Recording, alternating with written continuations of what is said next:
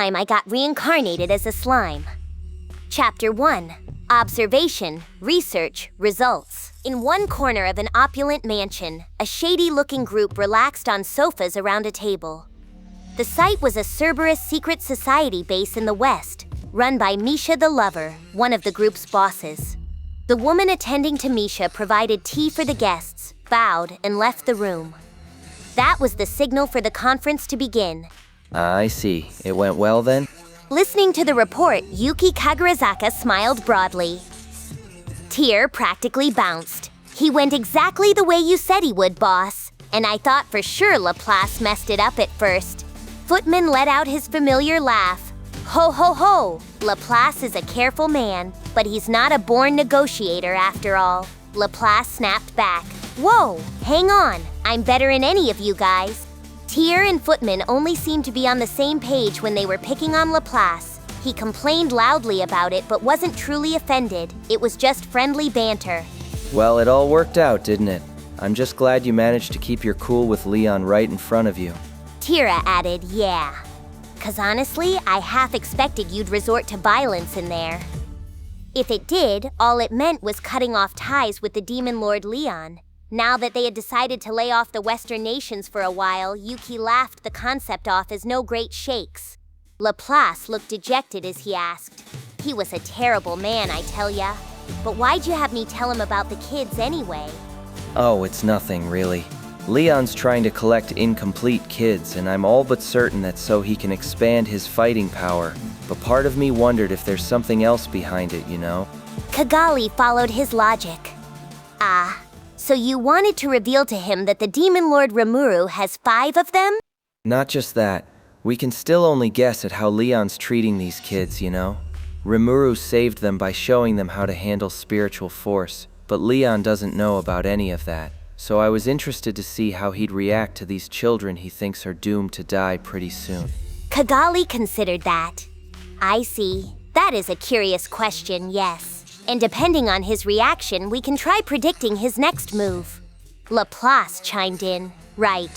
For now, we've got nothing. We needed to jolt him a little, I suppose. Yeah, you see? I mean, it was more out of curiosity than anything, though. That's just how I am. I sweat the small stuff. Kigali and Laplace could appreciate that. As Yuuki said, he was worrying himself too much about this. But if they wanted to peer into Leon's intentions, that piece of info was a useful way to do it. What if the Demon Lord Leon took action? He wasn't rash enough to take on Rimuru just to gain 5 more fighters for his side. The risk of riling him far outweighed the potential boost to his forces. Leon was smart enough to see that. Normally then, he'd let these children be. But what if he didn't? If he didn't, it meant Leon had some other goal in mind. Kigali was skeptical. However, I doubt Leon would do anything drastic just for the sake of a few children. Laplace sounded unsure. You don't think? 'Cause I leaked info on that war and got nothing but funny looks for it. Was I wasting my time? It would have been pretty interesting if Leon made a move, but the chances of that were low. Kigali and Laplace saw the wit of Yuki's idea, but both assumed that it wouldn't amount to much. Yeah, like I said, I'm sorry. But unless you massaged it like that, it would have been weird if you just talked about the kids out of nowhere. If you started with that, then with your acting skills, I don't know. He paused, but his intentions came across well enough to the group. Tyr, acting entirely blameless, declared, "I hate to say it, but it's true. Footman's too tongue-tied and short-tempered. Laplace is shallow and fishy-looking, and I alone could never have pulled it off." Laplace rolled his eyes at her, and Footman sneered. This, too, was often how their conversations went, but then Tyr seemed to recall something. Tyr's tone shifted. "Maybe I'm overthinking it like you said, boss, but there's something that bothered me a little, too." Oh? What's that? Tyr tried to put the memory in order. Well, when Footman rattled off the list of goods, Leon was all... Laplace repeated. "Leon?" Tyr explained. He asked about the names again. When Footman said Scoey Colbert, he replied along the lines of, "Are you sure it's Scoey and not Chloe?" If he claimed that the names didn't matter, I don't see why he would even care, but Laplace waved it off. "Ah, he's just high-strung like that, you know. He fusses over the details." Footman agreed with a laugh. Ho ho ho, so irritating, isn't it? Maybe he was just poking some fun at my pronunciation. Laplace and Footman saw no major concern. Yuuki and Kigali meanwhile exchanged looks. What do you think? Kigali answered carefully. I doubt he would have reacted if he truly didn't care. Yeah, but really there's no way that's just too much of a coincidence, isn't it? Kigali's voice lowered. Well, if it's fate we're dealing with, there's no such thing as never, you know? So you think he really… Kigali reached the conclusion. It would indicate to me that yes, the Demon Lord Leon's primary goal is that girl Chloe. Seriously? Yuuki looked stunned. If that possibility was correct, it meant they had just inadvertently tossed away their upper hand against Leon. Kigali, meanwhile, was even more frustrated. The anger was written all over her face. If that was Leon's goal all along, then her comrade Clayman wouldn't have had to be killed. Tyr couldn't hide her surprise. Huh? Unexpected possibilities had sprung from her observation, but it was the cold, heartless truth. Laplace asked, "Are you kidding me?"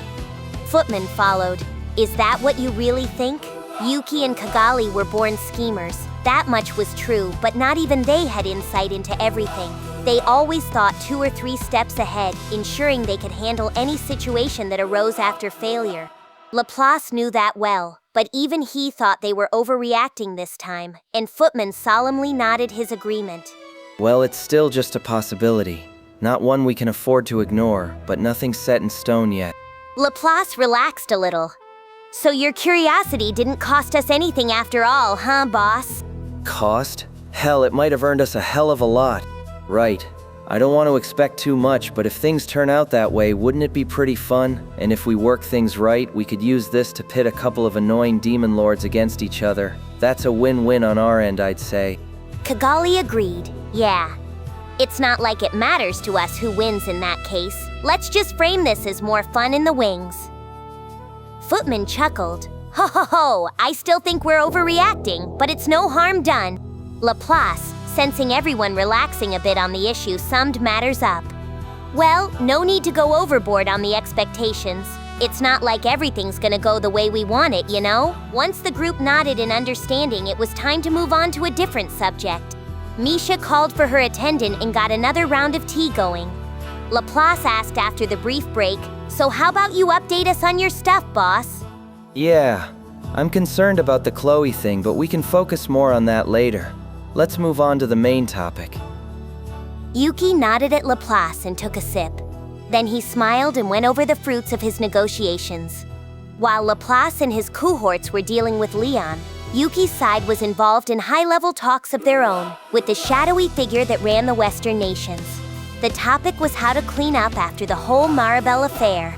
As you all know, the cover story is that I was under Maribel's control, so she's taking the entire blame for this.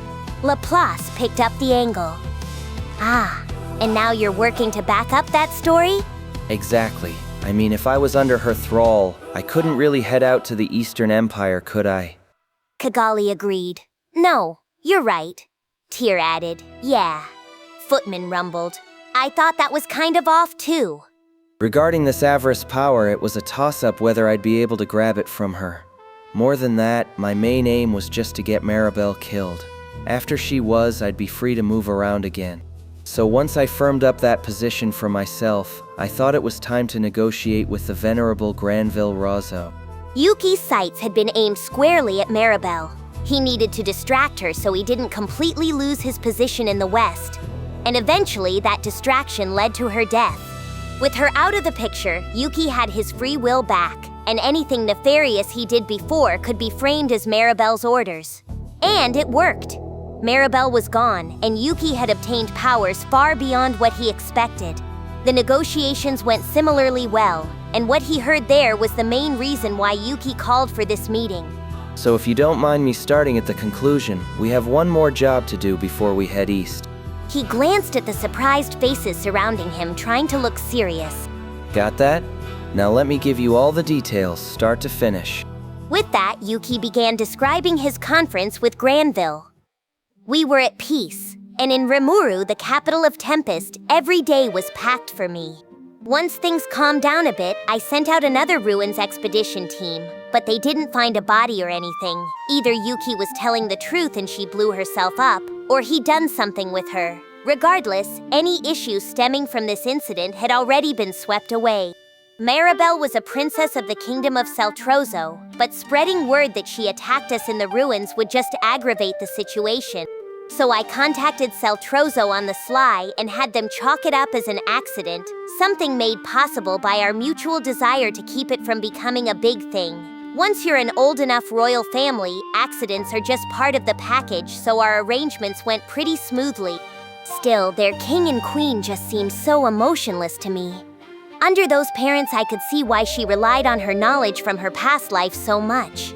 Had Maribel gotten to enjoy a normal, innocent childhood in her new life, would things have turned out differently? I couldn't help but wonder as much of a what-if thing that was. And that brings me to the 5 elders. Granville Razzo, eldest of them all and boss of the Razzo family, was the real puppet master pulling Maribel's strings. I'd been steeling myself for some kind of retribution toward us, but there had been nothing. Perhaps they were admitting they were up to some no-good antics and decided not to respond as long as we kept our mouths shut. It had been over a month actually, and Granville had kept mum, and that was more than enough time for our needs too. Taking advantage of Soei's information and grasping the goings-on in the Western nations underground, we were now sure there was no greater threat over there than the Razzos. We did pick up on a few groups of interest, along the same lines as the Sons of the Veld, that mercenary team. But it wasn't clear whether any of them shared in our interests. If they were clearly hostile, that was another matter, but we had no reason to rile them. I didn't want to go prodding any hornets' nests I didn't have to, so I decided to just keep tabs on their movements. We were on good terms with the Free Guild and enjoyed the backing of the Western Holy Church. Really, I don't think any organization was big enough by now to pick a fight with us.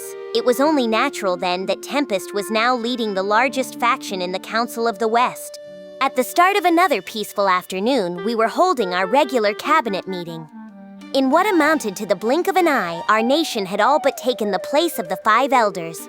And maybe that's why we had this pile of new issues to deal with. The Council of the West, after all, played an enormous role in establishing consensus among the Western nations. Counselors voted on measures to enact, which basically meant that the more counselors you sent, the more of a say you had.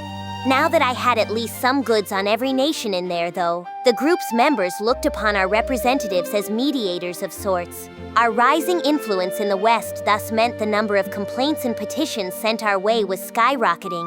Talk is cheap, of course, and apparently a lot of people were taking advantage of the bargain to push their pet projects. This is exactly why world domination is such a stupid idea. I don't think you get a single chance to take it easy if you're in a ruling position. Now I understood why the other demon lords didn't seem to care much about lands outside their boundaries. If you wind up inadvertently taking over some destitute area or another, you're obligated to address whatever people are dissatisfied about there. People talk about eliminating disparities like it's easy, but from the eyes of the one doing it, it never went that way. The right way, I imagine, is to take that region's assets, their labor, their resources, cover the expenses, and redistribute the resulting profits. You want to be careful with siphoning in wealth from other regions because you might start to have real inequality on your hands then. Now that our nation led the largest faction, the other nations were looking for payback. We can shut them out for now, but before very long we're bound to have an opposition on our hands. The question now became who we'd send to the council as our permanent representative. We needed someone smart, sociable, and possessing a certain amount of charisma. Ideally, someone with the force to talk someone into submission, but I spoke up first. Also, sorry, but I'm out. With this sort of thing, the first person to speak up wins. I will admit to having the gift of gab, but I had zero intention of taking on more trouble for myself. I'm not sure I can either. The previous council meeting taught me all too well that I don't have the stomach for those mind games. In a battlefield with no physical combat allowed, I'm as good as useless. I felt Rimuru was being a bit modest, but he likely meant most of it. He certainly would have trouble against all those sly old nobles. My mission is intelligence gathering. I cannot afford to leave my position as Rimuru's eyes. So I was out too. That much I expected. I didn't want to lose him either. Geld bowed out as well. He had common sense and I knew I could rely on him, but I had left a mountain of important work in his hands. Our construction schedule was packed and he definitely didn't have the time to take on more. I thought Geld would be a fine counselor, but I would have to eliminate that choice for the time being, which left... Me? I passed a quick glance at Gabiru, quietly taking in the proceedings up to now. Gabiru, surprisingly enough, was a pretty sensible person and I could, maybe see him shining in this important post. Well, all right, there was a lot to be anxious about with him, but there was really no one else. Hakuro was my military advisor, charged with building up our soldiers. Shuna could be trusted for the job, but if she left for that, it'd impact work around our own nation. Rigurd and the other goblin elders were off the list for similar reasons. We had tons of thorny issues to tackle, a legal system for our new nation, negotiations with other countries, managing our growing population, and much more. They were taking the lead on all those issues, and if Shuna or Rigurd departed, it could grind the whole thing to a halt. We were training a new generation of leaders, yes, but I wanted to see them grow some more first. I am in the midst of a project to capture and bring back wyverns to train as mounts to improve our air offense. It requires the extensive use of a great number of types of potions, so I would like to continue recording data for this project. Ah yes, there was no doubting that Gabiru was the right lizard man for the job. It seemed better to let him nurture our budding wyvern force than send him off to the council against his will. Out loud, I let him go. All right, Gabiru, keep up your current work. Yes, sir! Understood, sir! Gabiru was visibly relieved. I didn't want to force him into anything, so this, I thought, was fine. Maybe I've wound up expanding our forces in too much of a hurry. It was a poor idea to spread my hand out when I didn't have enough trained personnel, but the workload just kept on rising. It was a problem, but well, let's see if there are any other choices. And just as I thought that, my eyes settled on Shion. She was staring at me, all a-sparkle. Sir Rimuru, I reflexively cut her off. Denied. She was volunteering, I assumed, but she was out of the question. Why? The question itself was also a surprise to me. I laid out the test case for her. Let's just pretend for a moment that you were a counselor. And let's say there's some pudgy, leering elderly man in front of you. Another counselor. And now this counselor's placed his hand on your shoulder, all friendly-like. How would you handle that?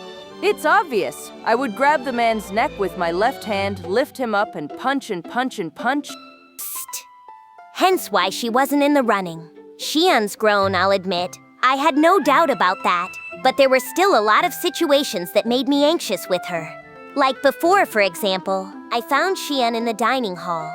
She gave me a big smile and presented the dish in her hand. Sir Rimuru, I've been waiting for you. I finally made a cake all by myself. Here you go. It tastes the same as Lady Shuna's cooking, with several times the quantity. Please go ahead and try it. I was already regretting this, but Shion was proving to be a capable tea brewer, and that must have put me off guard. I answered cautiously, thanks, appreciate it. Unconsciously, I accepted it. That was a mistake.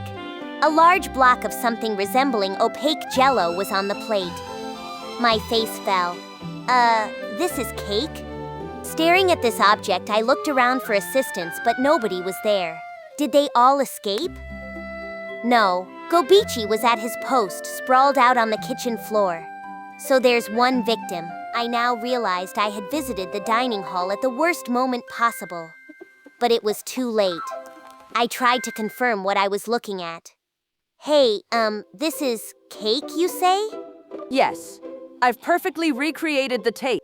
The taste is perfect? So everything else about it is awful? Shion certainly seemed confident, and watching her only made more butterflies materialize in my stomach. Regretting my carelessness, I decided to take a single bite. You could predict the results. I scooped up just a bit with my spoon and brought it ever so slowly to my mouth. I thought I was going to immediately retch. It felt like jello, but the taste was all sugary sweet cake. It was gray in color and the feel was decidedly gelatinous. It instantly reminded me how important the look of a cake was to the overall experience. Well, not just cake. With any kind of food, visuals are key. If you just tossed a bunch of ingredients on a plate, nobody would find that appetizing. What do you think? It's good, isn't it? She smirked at me. I know she wanted to say, "It's perfect, isn't it?" But she just lacked the fundamentals. And by fundamentals, I meant she was tripping over the entire definition of what food is. I put my foot down. Sit down there, please. We need to talk. Huh? What's wrong? Shion's smirk melted into a pair of teary eyes. Her head was already tilted downward, but I didn't let that stop me. The ensuing lecture lasted a very earnest 30 minutes as I explained to Shion what cooking was. She seemed remorseful at least, and she promised that next time she'd discuss things with someone else and follow their advice, and so forth. After that lecture, I recalled that when Shion was practicing her tea service, Diablo was guiding her through it. He claimed that a mere taste test of her work upset his stomach, and such sacrifices on his part were what helped Shion grow so well. If I let her practice by herself, she'd never notice where she was going wrong. Leaving her to her own devices then was a mistake. No matter what the task was, Shion always relied on her innate special skills to get fast results. It's hard to grow that way. She needed someone overseeing her. Thus, there was no possible way I could name Shion as a counselor. If she caused any kind of problem in the council, it could shatter the relationship I'd taken all this effort to build with humankind. And if I wanted someone there to stop her if she flew off the handle, I had a pretty limited pool to pick from in this nation. If I did have someone like that, it'd be far more effective to just name them counselor. Like Diablo, maybe. I kind of let my true feelings fall from my lips.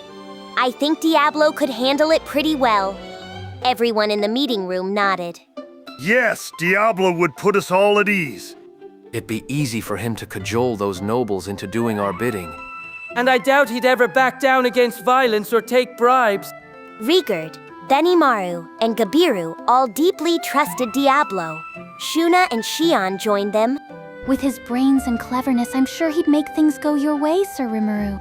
I hate to admit it, but my undersecretary is a talented man. Besides, if he can get out of my hair and go to Inglesia for me, my job as first secretary will be more important than ever. I'm not sure you'd find anyone more qualified. They all seemed in agreement. Shion had less virtuous motives, perhaps, but there was no doubting her appreciation for his ability. Nobody voiced any objections, and there were no other brilliant proposals, so we settled on Diablo as being our top candidate. But I'm sure he'll hate it. I gave the room my provisional answer. You know, I get the feeling he's going to despise doing odd job work like that. That's why he's gone out to look for minions of his own, and for all I know, maybe he'll find someone good at negotiating for me. So for now, let's call Diablo the main candidate, subject to future changes. That seemed good for now. Of course, until we actually pick someone, it'd be me showing up for council meetings. I wanted someone else in there fast, so hopefully I thought Diablo would be kind enough to come back soon. This was an urgent issue, sure, but for the most part, it was my problem. Fortunately, after deciding to wait on Diablo, the conference ended without any other major hiccups. Nothing beats peace. It's a good thing not having any problems, and it's even better to have free time to enjoy. So I decided to pay a visit to Kurobe. Why? Because thanks to having some more time on my hands, I had discovered something I wanted to talk about. I called for him upon entering his workshop. I waved to the nervous-looking apprentices. "Kurobe, you got a moment?" I went to the inner room. There, I found Kurobe observing a row of several swords. Kurobe looked up. "Ah, Sir Rimuru, just who I wanted to see. There's something I wanted to report to you about, actually." I answered. "Oh, to me? What's up?" If he had something to report, it was likely some new work of his. He always gave form to my ideas, working with Kaijin to develop all kinds of things. So presumably he had created some other useful item for me, and I was right. Kurobe pointed at the swords in front of him. "Well, regarding the thing you asked about earlier, I think I have a complete version.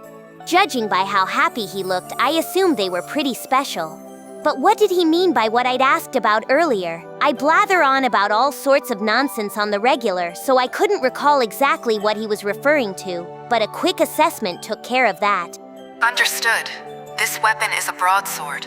Level unique. Ooh, it is a unique. And if Kurobe crafted it, it's got to be quality. But I didn't think that'd be enough to make Kurobe act so self-assured around me like this. With his talents, he could forge several uniques a month. If he employed his usual methods, he could finish up a blade in one day. These averaged unique in quality. Even if they were failures, they were still in the upper echelon of rares. If he was more thorough with his work, that took 2 or 3 days, but it pretty much always resulted in something unique or better. He was still far away from crafting a legend-class weapon, it seemed, but I really believed he'd do it someday.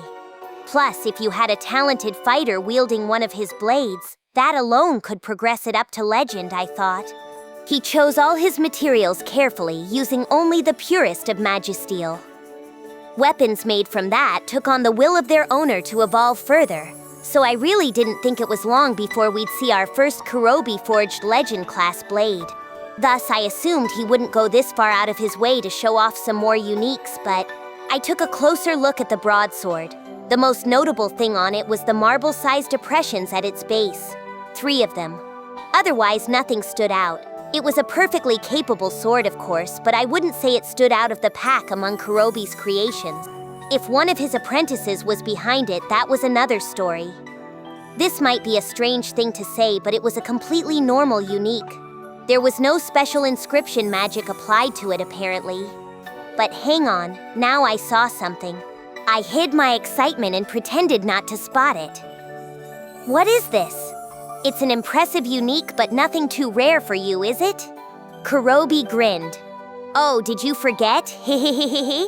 This is special, this is. It looks like a normal weapon at first glance, and no magic's been applied to it, but you won't believe what it features. At this point in time, not even my, or rather Raphael's, analyze and assess skill could find any unusual effects to it. If it was what I thought it was, perhaps I should expect a lot. As I stood there, heart thumping, Kurobe took out a glowing ball, then casually installed it in the hilt. Kurobe demonstrated it. Just stick it in a hole like this, and then... Report. The weapon broadsword has transformed into the magical weapon broadsword. Aha! What was once a regular weapon was now a magical one. So that crazy idea of mine was finally in production? I couldn't hold back. Whoa! You really completed it? Kurobe beamed. Hee. So you have noticed, Sir Rimuru? That's right. This is the exact mechanism you described to me. Right. I did discuss this idea with him. I knew Kurobe was always working on his research, but I had no idea he wrapped this up so quickly. It almost scared me. He was a taciturn man, never one to brag about his achievements, but his work explained with perfect eloquence how great he was. Truly a role model for all artisans. I was audibly excited now. Wow, Kurobe, this is amazing. Seriously, this is the most amazing invention ever. Kurobe gave me a satisfied smile and a strong nod. Kurobe let himself enjoy the moment. Hee. Wonderful. Now he was smirking. I had almost never seen a smirk look so natural on someone's face before. Shion's smirk mostly irritated me, but here, I just had to hand it to Kurobe. There were several ways to craft magic weapons. In my case, I could use Raphael's combine and disassemble skill to easily apply magic effects to just about anything. Kurobe could do something similar, but Kaijin and their apprentices didn't have the ability to cheat like that. What did they do then? The most common way was to have an enchanter inscribe something on it. Dold knew how to do that, so he would come around to inscribe what this workshop finished. This completed the magic weapon, and then you just had to run some magic power into the inscription to trigger the designated spell. But you could only infuse a weapon with so many different spells. 2 was usually the limit, and once you inscribed a spell, there was no removing it. The other method, as I think I've mentioned a few times before, has to do with how the weapon evolves. Once it's exposed to the magic force of the user, weapons will often have certain extra powers applied to them. It's tough to aim for this, and it takes a lot of time, but sometimes a weapon gains unexpected force. This method was also the subject of ongoing research toward a way to streamline weapon evolution. By the way, I had donated part of the large cache of unique weapons we obtained at the Amrita ruins toward this research. I wasn't expecting it to lead to quick results, of course, but it's important we kept up a continual effort. So what had Kurobe just made? Oh, just something that rendered everything that came before it obsolete. I first brought up this idea while drinking with Kaijin and Kurobe. First, we'd take a sturdy magisteel weapon, perfect for the transmission of magic. Next, we'd create a set of magic-generating external plug-in cores. Then, I theorized, you could have a magic weapon that wasn't hardwired for just one spell or the other. For example, what if you placed a magical stone infused with elemental force in a sword? The answer was the blade before me. And it wasn't just some magic stone in there. It was a high-purity jewel. Kurobe held his nose in the air. What do you think, Sir Rimuru? Just like you pictured it. So here's a sword with holes ready for magical expansions. And meanwhile, Kaijin succeeded in compressing magicules into these pure, refined magic crystals. So Kaijin was part of this. Generally, it was Kurobe who forged the base weapon and Kaijin who put in the jewels and other final touches. It took the two of them working together to complete something as wonderful as this, I assumed. Kurobe explained the research. We call these element-infused magic stones element cores. We just call them cores around the workshop. Gaburo's been out capturing wyverns, so since Vester had some free time, he helped with the research too. Those two had been working on spirit cores, a kind of power reactor, right? So he said they already had a way to infuse magic stones with the 4 primary elements of earth, water, fire, and wind.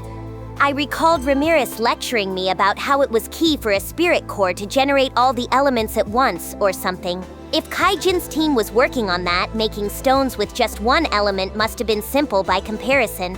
Beyond that, it was all about adjusting the core sizes and output levels, and there you had it. An element core composed of one of the 4 basic elements. These were of course disposable items. Once the magic inside it ran out, it was just another pretty jewel. But Kurobe told me that these could be reused if brought back here. I asked, so there's no way to recharge the energy inside?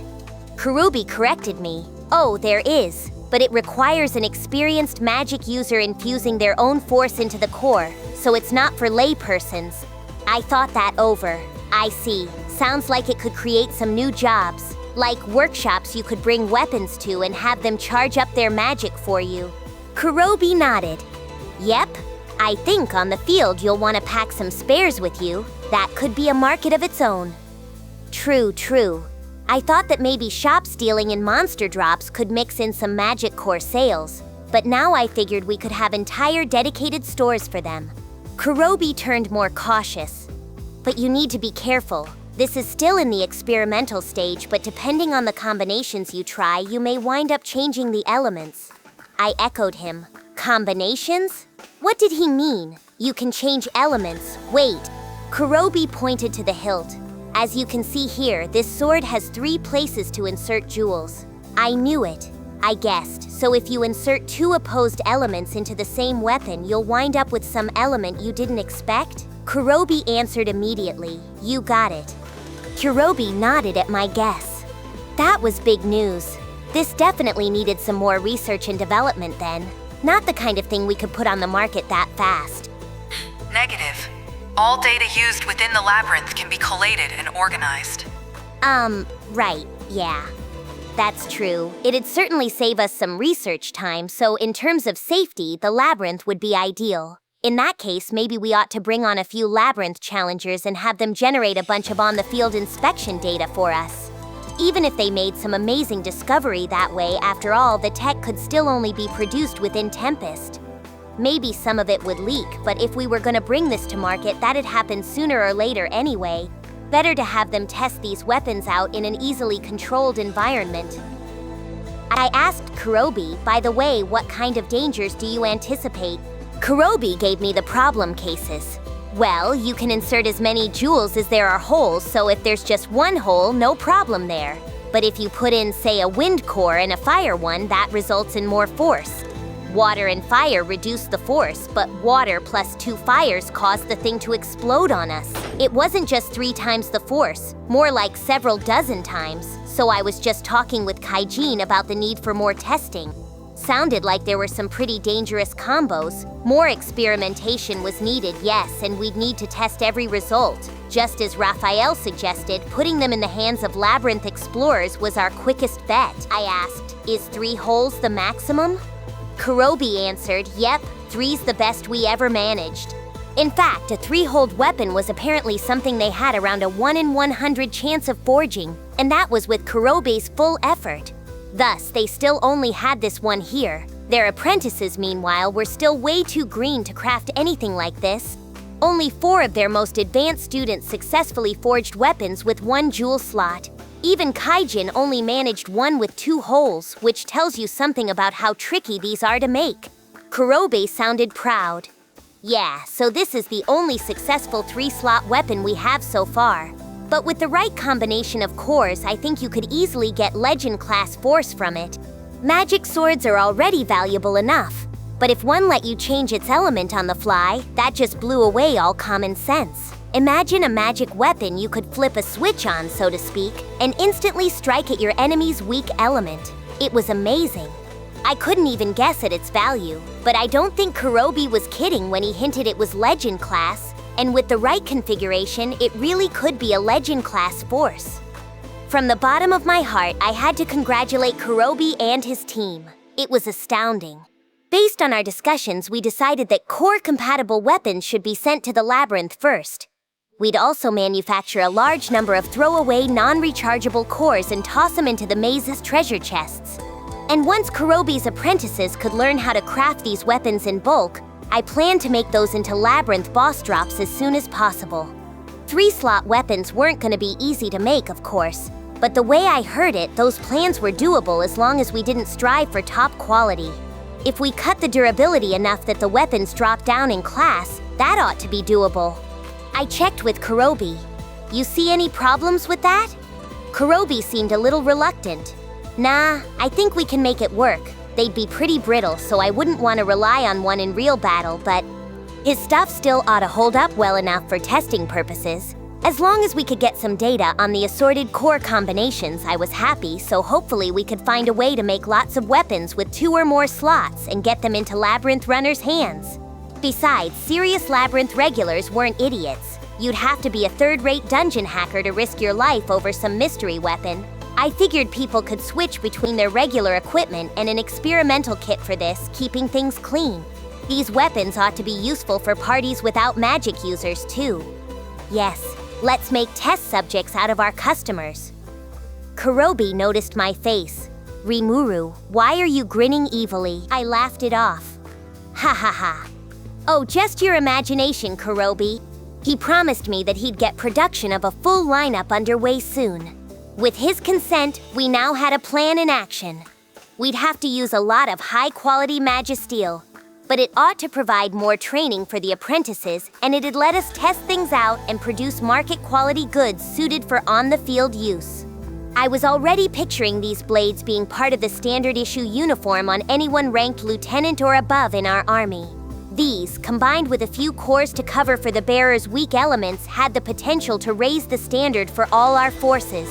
I gave Kurobe the go-ahead. Okay, have at it. Kurobe answered, yes, sir. For now, it was all in Kurobe's hands. Kurobe then asked, so, Sir Rimuru, did some kinda business bring you here today? That jogged my memory. The sudden reveal made me forget all about it, but I did need to speak with him. I took out my straight sword and presented it to Kurobe. Yes, well, it's about this sword of mine, Kurobe asked. Does it have a slot in it now? I answered, no, not that. I wouldn't have been so surprised today otherwise. Kurobe nodded. Right, yay. My blade was infused with my magic force and colored darker than the darkest of nights. But now, when I held it and let my magic flow into it, Kurobe stared agape at the change. Wah!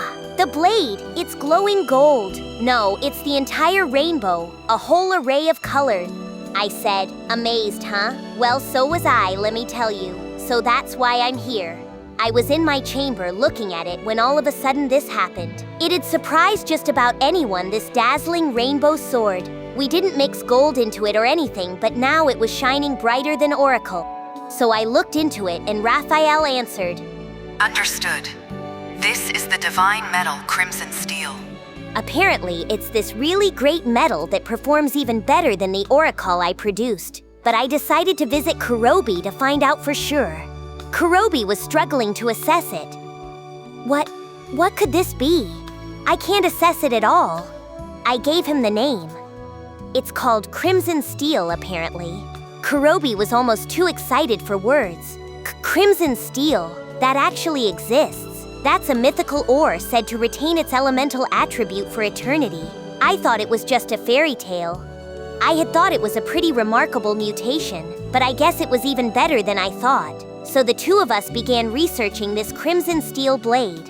What we found was that it didn't react to anything apart from my own magic force. When Kurobe gave it a try, it remained jet black as usual. Metallically speaking, it just reacted like Magi-Steel at that point, even though it was really Crimson Steel. It's apparently the ultimate metal, one that repels all types of wavelengths. It even fully absorbs light without reflecting it, which is why it was so dark in color. This was also why, amazingly enough, it defied all attempts to analyze and assess it. Only when I ran my magic through it, transforming it into battle mode, did it begin to shine. I was worried it'd stand out too much if I whipped it out in public, but by now I knew that, as long as no magic was in it, it behaved. It was also way more durable than your average weapon. Because it could retain its elemental attribute for eternity, that meant it was basically unbreakable. If it ever did break for some reason, I could just infuse some magic to repair it. It made me wonder how a fight between two Crimson Steel blades would turn out, but it's not like there's any way to test that out. One thing I could say right now, however, is that this sword really was suited for me. Compared with anything else in the world, its evolution had made it impossibly durable. Combined with my absolute defense, it ought to stand up to some pretty rough use. Even better, this sword wasn't yet complete. I was planning to chisel out some slots on the hilt for cores, so I could change its element at will. Just imagining that put me in a dream state. It's already an excellent piece and it'll get even better, so much to look forward to. Kurobe looked at the blade with mixed pride and awe. What a blade that is, though. It hardly looks like I forged it any longer. I reassured him at once. Oh, not at all, Kurobe. You did great work on this. Kurobe smiled. Thanks, Sir Rimuru. Always glad to hear that from ya. It took someone like Kurobe to birth this sword. He was endlessly modest about himself, but there was no doubt in my mind. I wondered aloud. Now I'm wondering if I could have beaten Hinata with this. A Kurobe masterpiece like this has to be equivalent to Legend class, right? But Kurobe himself surprised me even further. Kurobe compared it to the greatest weapons he knew. Against Moonlight, her own Legend class? Well, maybe even better than that, eh? With this blade, maybe we're getting into God class territory. Like what beat Sir Veldora himself?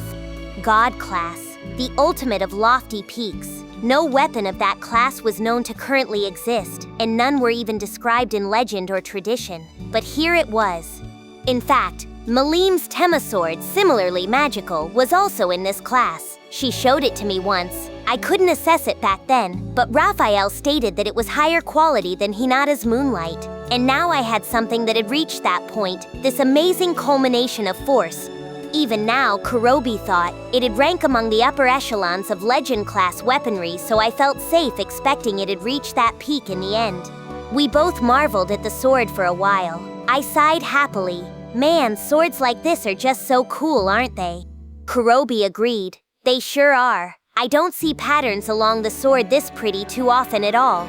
That Japan-style Hammond pattern, the fruits of all of Kurobe's technical talents, dazzled the eye up and down the permanent, unbending crimson steel. It seemed like a work of art as we gazed at it, sighing in reverie. It was so beautiful that I thought we could have stood there staring forever. Truly the best sword in the world, and it's still evolving.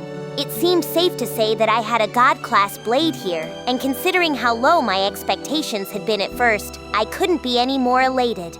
I heard hurried footsteps coming toward us. They didn't slow down when they reached the door to my office. Instead, the door flew open without a knock. Only Milim would do this. If anyone besides Milim tried something so rude with me, they'd swiftly face a pummeling at the hands of Rigurd. Or in the case of Veldora or Ramirez, no snacks for a week. Today was a special day, however, so I let it slide. After all, Rimuru, it's hatching! It's about to hatch! She had taken to constantly carrying that egg around with her as of late, never letting it go. And she'd been holed up in my nation instead of her own, meaning she wanted easy access to me in case of complications. I could tell she was frantic. The Avatar core, the egg nestled within the body of Milim's lifelong friend Gaia, was now beating a rhythm with its faint glow. Clearly, it was a matter of time. Gaia was about to be born as an entirely new sort of monster. From inside the egg came a bright newborn cry. Kwee! With a few well-placed cracks, a tiny-sized dragon burst from the egg. Call it a mini dragon if you want, maybe about 1.5 feet tall. You'd never guess this was originally a chaos dragon. Is that you, Gaia? The little dragon chirped back. Kwee, kwee! Girl and dragon hugged each other tight. A tearful reunion. Route confirmed. The next episode and full playlist are ready. Then don't stop here. Keep watching in story order and subscribe before the next part drops.